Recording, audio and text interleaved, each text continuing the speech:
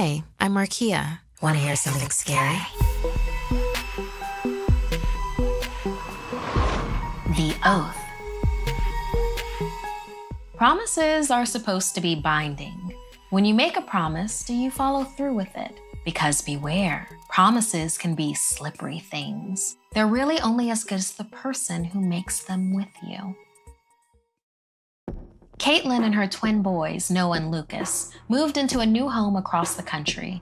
It was old, massive, intimidating, but the deal was too good to pass on. When the real estate agent handed over the keys, she looked relieved. "I wish you and your boys luck. Hopefully you're the last owners," she said jokingly. Caitlin asked what in the world she meant by that. The agent said it was just real estate humor and quickly left.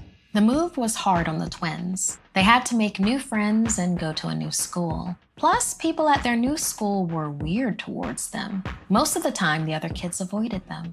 The boys would hear whispers behind their backs like, "I wonder how long they'll last." But it wasn't a big deal to Lucas and Noah. They were each other's best friends. They spent days exploring their new big house, getting to know every room, all the nooks and crannies. Then, in the attic, they found something hidden away. A large, beautiful, ornate mirror. Noah, a fan of antiques and history, loved it and immediately asked their mom to put it in his room. But Lucas hated the thing. He didn't know why, but just looking at the mirror, let alone into it, filled him with dread. That night, Noah startled awake. In his dream, he had heard someone calling for help. Awake, he caught a glimpse of movement out of the corner of his eye. He sat up in bed, staring at his own startled reflection in the mirror.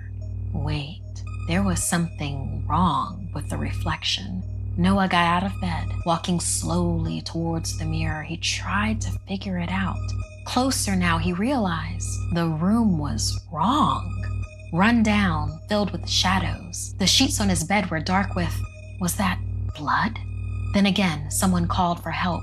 It was coming from the mirror. Suddenly, there was a bang on the mirror. Within the mirror, a hand whacked on the surface again.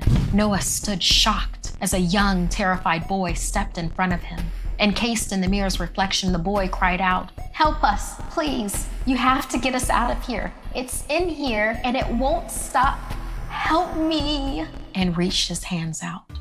Instinctively, Noah reached back to help, but as his palm touched the mirror surface, a demonic creature stepped into frame, pushing the little boy aside. Its talons pierced the surface of the mirror and grabbed Noah by the wrist. It laughed as it yanked him into its depths. The next day was Saturday. Caitlin hummed while she made a chocolate chip pancake breakfast. She liked to give her family a treat before they'd all clean the house together on Saturdays, but only Lucas sat down to eat. They called out for Noah. There was no answer. They searched his room, then all over the house. Caitlin began to get frantic, and then they heard Noah crying. It was coming from his room.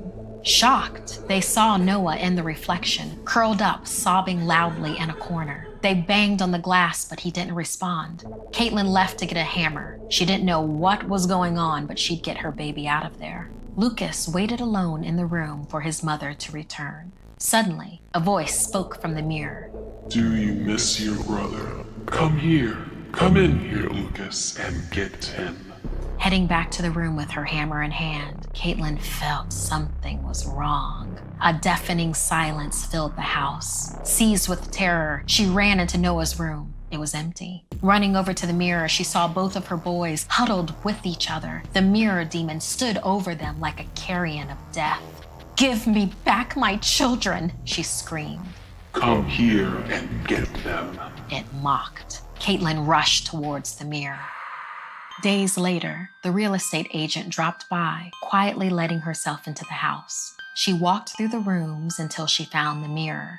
Looking into the mirror, she saw blood splattered in the room, and one of the boys, it was either Lucas or Noah, she couldn't tell the twins apart, curled up in a corner. Tearing up, the real estate agent whispered to the mirror, "Is it enough yet? Please, were they enough? Can I have my little boy back now?"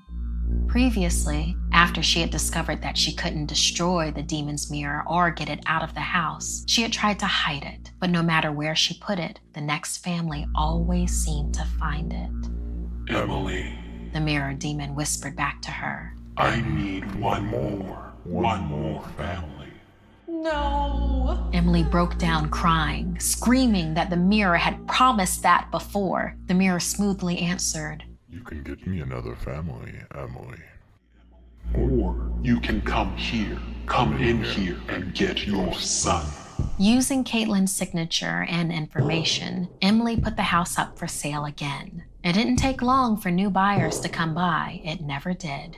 Not at the price she listed the house for. A happy family with 4 kids. When she handed over the keys, her stomach dropped. But she had to hope that this time it would really be the last family, that this time she'd be able to bring her son home.